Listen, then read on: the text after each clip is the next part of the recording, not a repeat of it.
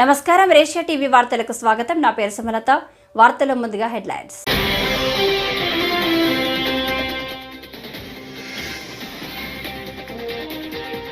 ఘనంగా సింహాచలం గిరి ప్రదక్షిణ మహోత్సవం. భక్తులు భారీగా ప్రదక్షిణ తరలివచ్చారు.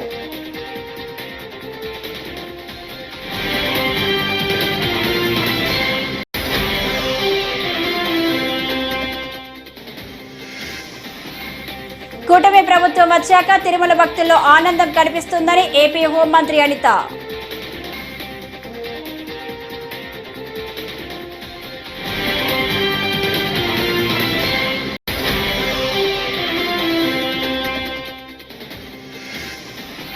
అసెంబ్లీ ఎగ్గొట్టేందుకే జగన్ ఢిల్లీలో ధర్నా అంటున్నారు. నాగబాబు విమర్శనాస్త్రాలు.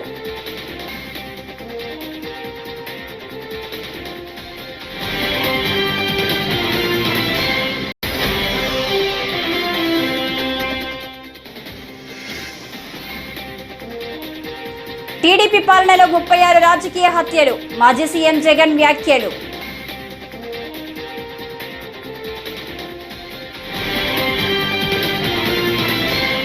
ఇక డీటెయిల్స్ చూస్తే, కూటమి ప్రభుత్వం వచ్చాక తిరుమల భక్తుల్లో ఆనందం కనిపిస్తుందని ఏపీ హోంమంత్రి అనిత అన్నారు.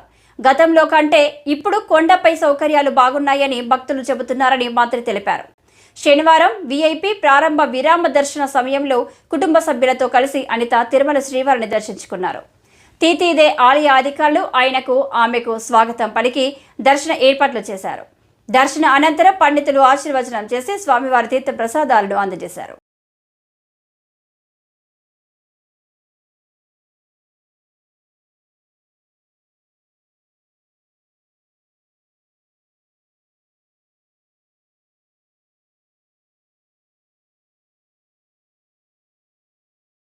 నమస్కారం. ఈరోజు దేవదేవుడు వెంకటేశ్వర స్వామి దర్శనానికి ఈరోజు పైకిపేట నియోజకవర్గంలో మేమందరం కూడా మొక్కుబడి తీర్చుకోవడానికి కొంతమంది లీడర్స్తో ఇక్కడికి రావడం జరిగింది. స్వామివారి దర్శనం చాలా బాగా జరిగింది. స్వామివారి ఆశీస్సులు ఎప్పుడూ కూడా మా అందరి మీద ఉంటాయి. ముఖ్యంగా చంద్రబాబు నాయుడు గారి మీద, ఎన్డీఏ కూటమి మీద, పవన్ కళ్యాణ్ గారి మీద ఎప్పుడూ కూడా స్వామివారి ఆశీస్సులు మెండుగా ఉంటే ఈ రాష్ట్రం అభివృద్ధి పదంలో ముందుకు తీసుకెళ్తుందన్న నమ్మకం మాకుంది. ముఖ్యంగా ఇక్కడికి వచ్చిన తర్వాత భక్తులందరూ కూడా చాలా ప్రశాంతంగా ఉన్నారు, ఆనందంగా ఉన్నారు. వాళ్ళ మొహాల్లో నవ్వు కనిపిస్తుంది. చాలామంది భక్తులు అయితే నా దగ్గరికి వచ్చి నన్ను పట్టుకొని మాట్లాడుతున్నారు. అమ్మ, ఇంతకు ముందు మీద ఏర్పాట్లు చాలా బాగున్నాయి, నాణ్యత ఉంది, అన్నప్రసాదంలో కానీ ప్రసాదంలో కానీ అన్నింటిలో, లడ్డూలో కానీ అన్నింటిలోని కూడా నాణ్యత ఉంది, శుభ్రంగా ఉంది. మేము ప్రశాంతంగా వచ్చి అది దేవదేవుని దర్శనం చేసుకుని వెళ్తున్నామని చెప్పి చాలా బాగా మమ్మల్ని అందరినీ రిసీవ్ చేసుకోవడమే కాకుండా వాళ్ళు చెప్తా ఉంటే నిజంగా చాలా ఆనందం అనిపిస్తుంది. ఇదే ఆనందం ప్రతి భక్తుల్లోని కూడా ఎల్లకాలం ఉండాలని మనస్ఫూర్తిగా నేను కోరుకుంటున్నాను. శ్రీ వరాహలక్ష్మి నరసింహస్వామి కొలువైన విశాఖ జిల్లా సింహాచలం క్షేత్రంలో గిరి ప్రదక్షిణ మహోత్సవం వైభవోపేతంగా ప్రారంభమైంది. ఏటా ఆషాఢ పౌర్ణమిని పురస్కరించుకుని చతుర్దశి నాడు లక్షల మంది భక్తులు సింహాచల పుణ్యక్షేత్రానికి వస్తారు. ఈ క్రమంలో శనివారం సాయంత్రం కొండ దిగువన తొలి పావంచ వద్ద నుంచి అప్పన్నస్వామి పుష్పరథం గిరి ప్రదక్షిణకు బయలుదేరింది. గిరి ప్రదక్షిణకు భక్తులు భారీగా తరలివచ్చారు.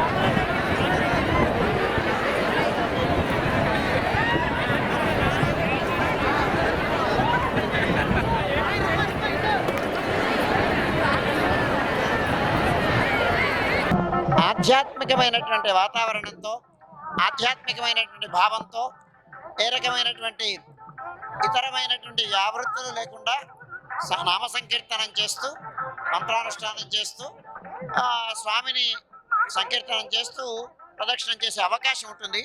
ఈ అవకాశాన్ని భక్తులందరూ వినియోగించుకోండి. ఈ స్వామివారి యొక్క నమూనా రథంతో పాటు మీరు కూడా తిరిగినట్టయితే స్వామితో పాటు కూడి స్వామిని సంకీర్తనం చేస్తూ ఆధ్యాత్మికమైనటువంటి సౌరభాలతో స్వామిని అర్చించిన వాళ్ళం అవుతాం. ఈ ప్రదక్షిణం వలన ముఖ్యంగా సంతానార్థులైనటువంటి వాళ్ళకి సత్సంతానం లభిస్తుంది. అలాగే చతుర్విధ పురుషార్థాలు లభిస్తాయని మనకు విశ్వాసం. అంచేత సింహగిరి ప్రదక్షిణం చేయండి. 3 మార్లు ఈ ప్రదక్షిణం చేస్తే, గిరి ప్రదక్షిణం చేస్తే ఒక భూ ప్రదక్షిణ ఫలం లభిస్తుందని పెద్దల మాట. అందుచేత స్వామి యొక్క అనుగ్రహానికి పాత్రం కండి.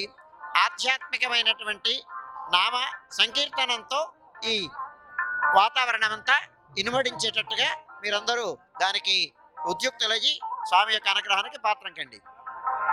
వైసీపీ అధినేత జగన్ నిన్న వినుకొండలో చేసిన వ్యాఖ్యలపై జనసేన పార్టీ ప్రధాన కార్యదర్శి నాగబాబు స్పందించారు. రషీద్ హత్య, ఇతర ఘటనలతో ఏపీలో శాంతి భద్రతలు దారుణంగా క్షీణించాయని, ఈ సంగతి దేశమంతా తెలియజేసేందుకే తాము ఈ నెల 24న ఢిల్లీలో ధర్నా చేపడుతున్నామని జగన్ ప్రకటించడాన్ని నాగబాబు తప్పుపట్టారు. ఈ నెల 22 నుంచి అసెంబ్లీ సమావేశాలు జరగనుండగా ఆ సమావేశాలు ఎగ్గొట్టేందుకే జగన్ ఢిల్లీలో ధర్నా అంటున్నారని విమర్శించారు. మీరు ఫస్ట్ పాయింట్, వైసీపీ నేత జగన్మోహన్ రెడ్డి గారికి మర్యాదపూర్వకంగా చెప్పేది ఏంటంటే, ఇంతకాలం మీరు శవరాజకీయాలు చేసే ఎంత దూరం వచ్చారు. జనాలు మీరు చెప్పే మాటల్ని నమ్మటం ఎప్పుడో మానేశారు. ఖచ్చితంగా ఈ హత్యకి సంబంధించి మేము కూడా ఖండిస్తున్నాం. ఖచ్చితంగా ఎలాంటి వ్యక్తులైనా సరే, ఈ వెనకాల ఉన్న వాళ్ళు ఎవరినైనా సరే పట్టుకొని కోర్టుకు తీసుకెళ్లి శిక్షించాలని మేము కోరుకుంటున్నాం. అయితే ఇంకొక విషయం ఏంటంటే, గంజాయి ఇన్ఫ్లుయెన్స్ తో కూడా ఉండుంటది ఎవడైతే చంపాడు అని కూడా బయట ఉంది. సో ఇలాంటివన్నీ రకరకాల వెర్షన్స్ వస్తున్నాయి. సో మీరు అర్జెంటుగా వినుకొండొచ్చి ఆ చనిపోయిన కుర్రవాడికి ఒక పార్టీ నాయకుడుగా మీ సానుభూతి తెలపడం అనేది మాకు ఎటువంటి అబ్జెక్షన్ లేదు, మంచిది కూడా తెలుపుతాం.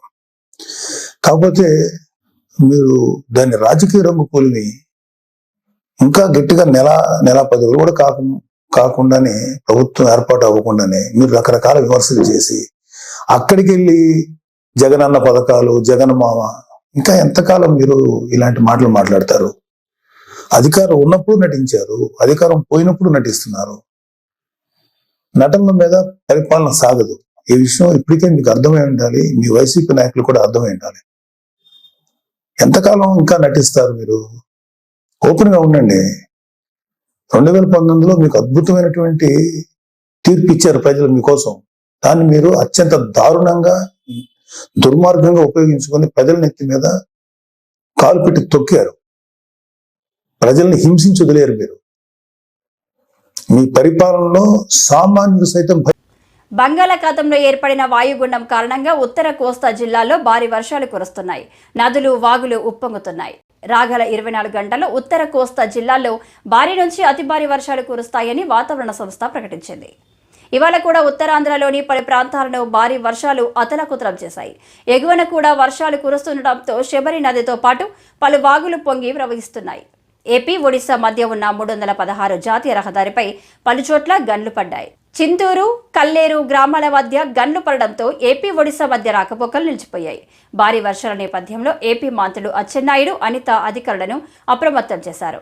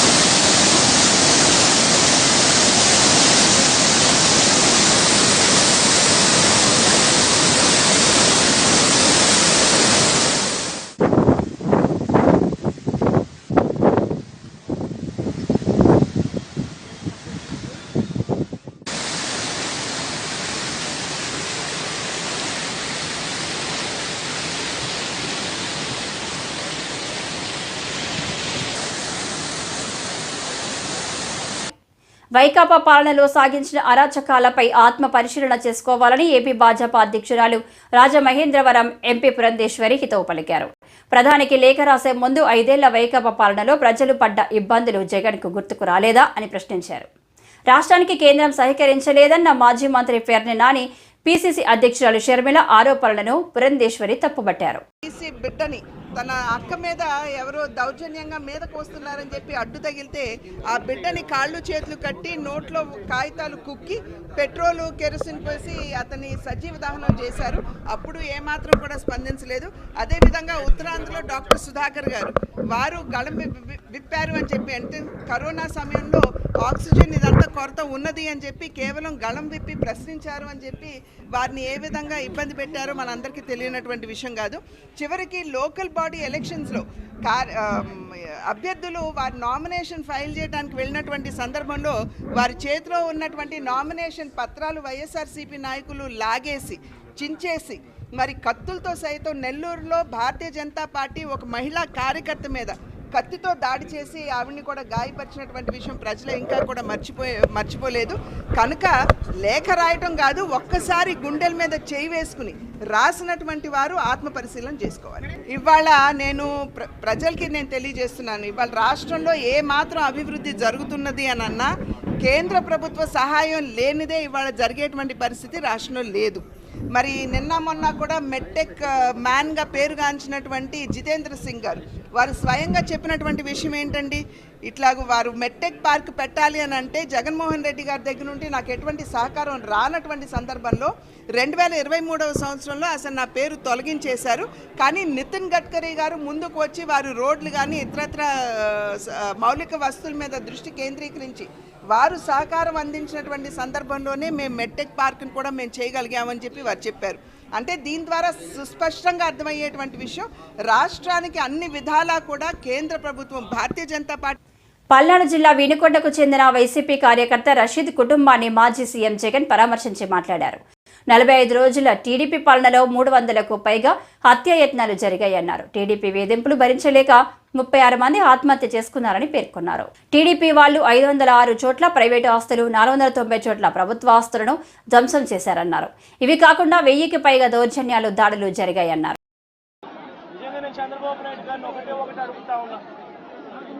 ఈ 45 రోజుల పాలనలో ఏకంగా 31 రాజకీయ హత్యలు జరిగాయి.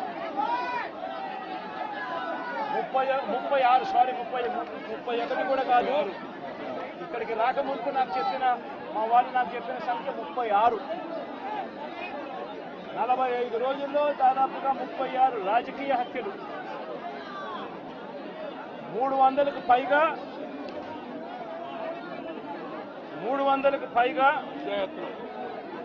హత్యాయత్నాలు, 300కు పైగా హత్యాయత్నాలు. తెలుగుదేశం పార్టీ వాళ్ళ వేధింపులు భరించలేక 35 మంది ఆత్మహత్యలు చేసుకున్న పరిస్థితులు రాష్ట్రంలో ఉన్నాయి. 560 చోట్ల ప్రైవేట్ ఆస్తులను ధ్వంసం చేశారు. ఇంట్లో చొరబడుతున్నారు, ఆస్తులను ధ్వంసం చేస్తూ ఉన్నారు, షాపులను కాల్చేస్తూ ఉన్నారు. వైఎస్ఆర్సీపీ సానుభూతి పరుల చీనీ చెట్లను నరికేస్తూ ఉన్నారు. ఇటువంటి ప్రైవేట్ ఆస్తులు 560 చోట్ల ప్రైవేట్ ఆస్తులను ధ్వంసం చేశారు. 490 చోట్ల ప్రభుత్వ ఆస్తులను ధ్వంసం చేశారు. 490 చోట్ల ప్రభుత్వ ఆస్తులను ధ్వంసం చేశారు. ఇవి కాక 1000కి పైగా దౌర్జన్యాలు, దాడులు. 1000కి పైగా దాడులు. ఈ 45 రోజుల్లో తెలుగుదేశం పార్టీ అధికారంలోకి వచ్చిన తర్వాత ఈ రాష్ట్రంలో ఇది లా అండ్ ఆర్డర్ పరిస్థితి. మాజీ సీఎం జగన్మోహన్ రెడ్డికి పిచ్చి ముదిరి పరాకాష్ఠకు చేరిందని రాయదుర్గం ఎమ్మెల్యే కాల్వ శ్రీనివాసులు ఎద్దేవా చేశారు. రాయదుర్గం పట్టణంలో ఆర్ఎన్బి అతిథి గృహంలో శనివారం మీడియాతో మాట్లాడారు. రషీద్ హత్యను మాజీ సీఎం జగన్ రాజకీయాలకు ఉపయోగించుకునేలా కుట్రలు పన్నుతున్నారన్నారు. రషీద్ హత్య తమ ప్రభుత్వానికి ఎటువంటి ప్రమేయం లేదన్నారు. పరిపాలనకు అర్హత లేని వ్యక్తి జగన్ అని అన్నారు. పరిపాలన ప్రారంభమై నెలన్నర గడవక ముందే వైసీపీ అధ్యక్షుడు జగన్మోహన్ రెడ్డి నానా యాగి చేస్తుండడం చూస్తుంటే పాకాన పడినది అని అనిపిస్తూ ఉంది. జనం ఇచ్చిన కోలుకోలేని తేరుకోలేని జగన్మోహన్ రెడ్డి ప్రభుత్వం పైన అభాండాలు వేస్తూ ఉన్నాడు. శాంతి భద్రతల సమస్య ఉందని ఒక అసత్య ప్రచారాన్ని జనంలోకి బలంగా తీసుకెళ్లే కుట్రలకు తెరదీశాడు. నేను ఒకటే అడుగుతా ఉన్నా, జగన్మోహన్ రెడ్డి పరిపాలనలో వందల మంది టీడీపీ నాయకులను, ప్రజలను, మేధావులను, ముఖ్యంగా దళితులను, మైనార్టీలను, బీసీలను వైసీపీ గుండాలు ఊచకోత కోశారు. ఏ ఒక్కరోజైనా శాంతి భద్రతల గురించి ముఖ్యమంత్రి హోదాలో జగన్మోహన్ రెడ్డి మాట్లాడా అని నేను అడుగుతా ఉన్నా. దళిత మేధావి డాక్టర్ సుధాకర్ని జగన్ ప్రభుత్వం బలి తీసుకుంది అన్నాడు. మరి ఎందుకు స్పందించలేదు? ఒక చంద్రయ్య దారుణ హత్య కానీ. గూడూరులో ఇంటర్ విద్యార్థినిపై రౌడీ షీటర్ వినయ్ కుమార్ హత్యాచారం చేశాడు. మనస్తాపానికి గురైన విద్యార్థిని ఆత్మహత్య యత్నానికి పాల్పడింది. విద్యార్థిని నుండి పోలీసులు సమాచారం సేకరించారు. వంటౌల్లో డీఎస్పీ సూర్యనారాయణ రెడ్డి విలేకరులతో మాట్లాడారు. నిందితుడు ఇంటర్ విద్యార్థిని బెదిరించి ఆటోలో గాంధీనగర్కు తీసుకువెళ్లి అత్యాచారానికి పాల్పడ్డాడని తెలిపారు. ఉన్నతాధికారుల ఆదేశాలతో కేసు నమోదు చేశామన్నారు.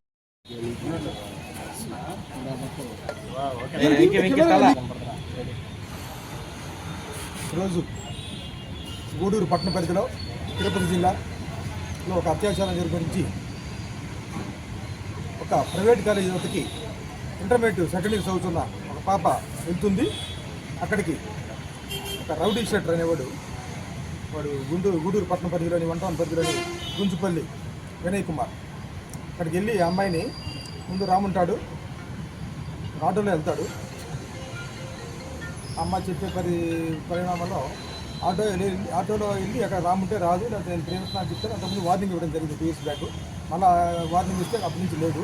మళ్ళీ నెక్స్ట్డే ఆడు కాలేజీ వద్దకు వెళ్ళి అమ్మాయిని బలవంతంగా ఎక్కించుకోవడం, ఆటోలో ఎక్కించుకొని లేకపోతే మీ వాళ్ళని బెదిరిస్తానికి చంపేస్తానికి బిజినెస్ జరిగిందని చెప్పి అమ్మాయి చూస్తుంది. తర్వాత అదే గూడూరు 2 టౌన్ పరిధిలో గాంధీనగర్ పరిధిలో నిర్మానుష్యంగా ఉన్న కొన్ని ఇళ్ళు వదిలేసిన ఇళ్ళు ఉన్నాయి. అక్కడికి తీసుకెళ్ళడం జరిగింది. కొంచెంసేపు అమ్మాయిని రిక్వెస్ట్ చేశాడు, బతిమలాడాడు, బెదిరించాడు. ఇది జరిగి లాస్ట్గా అమ్మాయిని అత్యాచారం చేయడం జరిగింది. ఆ అమ్మాయి ఇంటికి వచ్చి చెప్పకుండా లైజాల్ అంటే మన క్లీన్ చేసుకుంటాం కదా, ఫ్లోర్ క్లీన్ చేసుకునే దాన్ని ఇంట్లో తాగడం జరిగింది భయంతో. తర్వాత దాన్ని వామిటింగ్ వస్తుంటే అప్పుడు తల్లిదండ్రులు అడిగితే అప్పుడు చెప్తుంది జరిగిందని. దాని మీద ఆ అమ్మాయి మీద అత్యాచారం చేసిన వినయ్ కుమార్ మీద కేసు రిజిస్టర్ చేయడం జరిగింది. అతనికి కూడా 2 పార్టీలు మనం క్యాచింగ్ కోసం పెట్టడం జరిగింది. దీని మీద కూడా చాలా సీరియస్ యాక్షన్ మా ఎస్పీ గారు చెప్పారు. ఆ సారు చాలా సీరియస్ యాక్షన్ తీసుకోవడం జరుగుతుంది. వారిని ఎట్టి పరిస్థితుల్లో వదలం.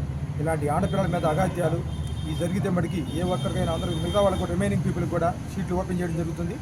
చిన్నపిల్లల మీద మరి జరిగితే మటుకి ప్రత్యేక కోర్టులతో వారిని యాజ్ ఎర్లీ యాజ్ పాసిబుల్ వాళ్ళ మీద ఛార్జ్ షీట్ ఫైల్ చేయడం, మన ఫోరెన్సిక్ సంబంధించిన ల్యాబులకు కూడా సంబంధించిన ఇన్ఫర్మేషన్ కూడా తీసుకోవడం, ఇమీడియట్గా ఛార్జ్ షీట్ ఫైల్ చేసి శిక్షలు వేధించే విధంగా కూడా చర్యలు తీసుకోమని చెప్పి పైనుంచి అధికారులు. ఉమ్మడి పశ్చిమ గోదావరి జిల్లా నరసాపురం ఎండీఓగా పనిచేస్తున్న వెంకటరమణ జాడ తెలియలేదు. దీనిపై మచిలీపట్నంలో కృష్ణా జిల్లా ఎస్పీ గంగాధర్రావు శుక్రవారం మీడియాతో మాట్లాడారు. ఎస్పీ ఆధ్వర్యంలో 16 పోలీసు ప్రత్యేక బృందాలు గాలింపు చర్యలు చేపట్టినట్లుగా తెలిపారు. మిస్సింగ్ కేసులు ఛేదించేందుకు పోలీసులు ముమ్మరంగా గాలింపు చర్యలు చేపడుతున్నారు. ఆ నర్సాపురంలో పనిచేసేటువంటి ఎంపీడీఓ గారు, ఆయన పేరు మండవ వెంకటరమణ గారు, ఆయన సెలవులో ఉన్నారు. ఆయన యాక్చువల్గా మన పెనమలూరు ఏరియాలో కానూరులో ఉంటారు వాళ్ళ ఫ్యామిలీ. సో 15వ తేదీ ఉదయం 11 గంటల ప్రాంతంలో ఆయనకి ఏదో కాల్ వచ్చింది. నేను అర్జెంటుగా మచిలీపట్నం వెళ్ళాలి అని చెప్తూ తన వెహికల్ని తీసుకొని వెళ్ళటం, స్కూటీతో ఆయన బయటకు వచ్చారు. మళ్ళీ ఇంటికి నేను రావడం లేట్ అవుతుంది, పని పూర్తి చేసుకొని రావాల్సి ఉంటుంది అని చెప్పేసి వెళ్ళటం జరిగింది. తర్వాత వాళ్ళ అబ్బాయికి కూడా పెద్ద అబ్బాయి సింగపూర్లో ఉంటాడు, అతను కూడా మ్యారేజ్ అయింది, 2 పిల్లలు. సో అతను కూడా ఎలా ఉన్నామని అడిగాడు తప్ప ఏమీ చెప్పలేదు. సో మళ్ళీ ఈవిడ మళ్ళీ మధ్యాహ్నం 3 గంటలకు అట్లాగా ఫోన్ చేసి నాకు కొంచెం పని మీద వెళ్తున్నాను, నేను వచ్చే అవకాశం ప్రజెంట్ లేదు అని చెప్పేసి వెళ్ళిపోవడం జరిగింది.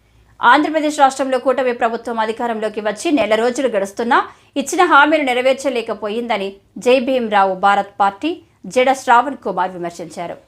విజయవాడ గాంధీనగర్లో శుక్రవారం ఆయన మీడియాతో మాట్లాడుతూ ప్రతిపక్షాల నాయకులు కార్యకర్తలపై దాడులు ఆపి ప్రజలకు మంచి పరిపాలన అందించే విషయంలో దృష్టి పెట్టాలని హితబోధన చేశారు. రాష్ట్ర ప్రభుత్వం ఒక్కటి కూడా తమ హామీలకు అనుగుణంగా ఒక్కటి కూడా అమలుపరిచేదానికి ఒక స్పష్టమైనటువంటి తీర్మానం చేసినట్టు నాకు మా పార్టీకి అనిపించటం లేదు. ఎందుకంటే కూటమి ప్రభుత్వం ఇచ్చినటువంటి హామీలు, కూటమి ప్రభుత్వం ప్రజలకు చేస్తానన్నటువంటి సంక్షేమ పథకాలు, ఎస్సీ ఎస్టీలకు ఇచ్చినటువంటి రద్దు చేసినటువంటి 27 పథకాలు మళ్ళీ రిస్టోర్ చేస్తానన్న విషయంలో కానీ, లేకపోతే బాధితులుగా ఉన్నటువంటి 1082 మంది మీద బ్రూటల్ ఇన్సిడెంట్ జరిగినటువంటి వారి మీద ఒక స్పెషల్ ట్రిబ్యునల్ వేసి ఆ ట్రిబ్యునల్ ద్వారా బాధితులందరికీ న్యాయం చేస్తానన్న హామీ కానీ, మిగతా ఏ అంశాలు కూడా ప్రభుత్వం స్పష్టంగా వారు ఇచ్చిన హామీల మీద నిలబడే అవకాశం ఆలోచన చేయటం లేదు. కాబట్టి జై భీమ్రావు భారత్ పార్టీ స్పష్టంగా ఈ కూటమి ప్రభుత్వాన్ని డిమాండ్ చేస్తుంది. మీరు ఇచ్చినటువంటి హామీలు ఏది కూడా డీవియేట్ అయినా ఖచ్చితంగా ప్రజల తరపున మేము ప్రశ్నిస్తాం. తల్లికి వందనం పేరిట ప్రతి తల్లికి డబ్బులు ఇస్తామని చెప్తున్నారు, కానీ ప్రతి బిడ్డ. గత కొద్ది రోజులుగా అదృశ్యమైన పశ్చిమ గోదావరి జిల్లా నరసాపురం ఎంపీడీఓ మండల వెంకటరమణారావు కుటుంబ సభ్యులను రాష్ట్ర జలవనరుల శాఖ మంత్రి నిమ్మల రామానాయుడు, పెనమలూరు ఎమ్మెల్యే బోడే ప్రసాద్లు శుక్రవారం పరామర్శించారు. పెనమలూరు మండలం కానూరులో నివాసం ఉంటున్న ఎంపీడీఓ నివాసానికి వెళ్లారు. కుటుంబ సభ్యులతో మాట్లాడి అధైర్యపడవద్దని, ధైర్యంగా ఉండాలంటూ మంత్రి రామానాయుడు తెలిపారు. ధైర్యంగా ఉండండి, మరి కొంచెం ధైర్యంగా ఉండండి అమ్మా. మరి అది మాకే కొంచెం చాలా ఆశ్చర్యంగా ఉంది. ఇప్పుడు ఇందాక కూడా మళ్ళీ కలెక్టర్ గారు ఎస్పీ గారు కూడా మాట్లాడారు. ఇందాక ఎస్పీ చూస్తున్నారు, అది వెళ్ళి రిస్క్ ఐటమ్స్ అన్నీ పెట్టి పర్ఫెక్ట్గా చేస్తున్నారు. కానీ ఎంపీడీఓ గారు మిస్సింగ్ కేసు ఉంది కదా, అదే ఇప్పుడు మార్నింగ్ మళ్ళీ మా వెస్ట్ గోదావరి ఎస్పీతో మాట్లాడాము, మా కలెక్టర్ గారితో మాట్లాడాము. అంటే ఆ ఇన్వెస్టిగేషన్ వాళ్ళ పార్ట్ ఏంటంటే అతను ఏంటి ఇంతకుముందు ఏం జరిగింది ఏంటంటే వాళ్ళు చూస్తూ ఉన్నారు. కానీ ఇక్కడ ఈ రిస్క్ ఆపరేషన్ అంతా మీరు టేకప్ చేస్తున్నారు కదా, ఆల్రెడీ 4 days అవుతుంది. కాబట్టి కొంచెం దీన్ని కొంచెం సీరియస్గా కొద్దిగా టేకప్ చేసి కొంచెం ఆన్సర్ వచ్చేలా చూడండి. కొద్దిగా మీరు కొద్దిగా మేజర్ ఎఫెక్ట్ పెట్టి ఈయన మనిషి ఏంటంటే మాట అనిపించుకోకుండా వెళ్ళాలి అని గౌరవంగా సొసైటీలో బతికే వ్యక్తి. మరి మళ్ళీ ఎందుకంటే మీది హెల్త్ అవన్నీ ఇప్పుడు మనం చేయగలంత వరకు చేసుకుంటాం. మరి మనం కూడా మళ్ళీ హెల్త్ అని పిల్లల వాళ్ళు ఉన్నారు కదండి, ఇంకా మీరు కూడా కొద్దిగా ధైర్యంగా ఉంటే కొంచెం వాళ్ళు ధైర్యంగా ఉంటారు. నరసాపురం ఎంపీడీఓగా చేస్తున్నటువంటి రమణారావు గారి అదృశ్యం చాలా బాధాకరమైనటువంటి విషయం. ఏదైతే వాళ్ళ కుటుంబ సభ్యులతో కూడా మాట్లాడడం జరిగింది. నిన్న చంద్రబాబు నాయుడు గారు కూడా స్వయంగా మరి ఫోన్లో వాళ్ళ కుటుంబ సభ్యులతో మాట్లాడి ఆ యొక్క అదృశ్యం వెనుకున్నటువంటి వివరాలు కూడా ఆయన తెలుసుకోవడం జరిగింది. అదేవిధంగా పవన్ కళ్యాణ్ గారు కూడా మరి ఆయన కూడా ఈ యొక్క ఏదైతే విచారణ ఏదైతే ఉందో అది సీరియస్గా తీసుకోమని ఆయన కూడా ఆదేశించడం జరిగింది డిప్యూటీ సీఎంగా. ఈ రకంగా ప్రభుత్వం అయితే ఈ రమణారావు గారి ఆదృశ్యం మీద వెంటనే ఏదైతే అటు కలెక్టర్లకు కానీ ఇటు ఎస్పీలతో కానీ ఎప్పటికప్పుడు పర్యవేక్షణ చేస్తూ ఉండటం జరిగింది.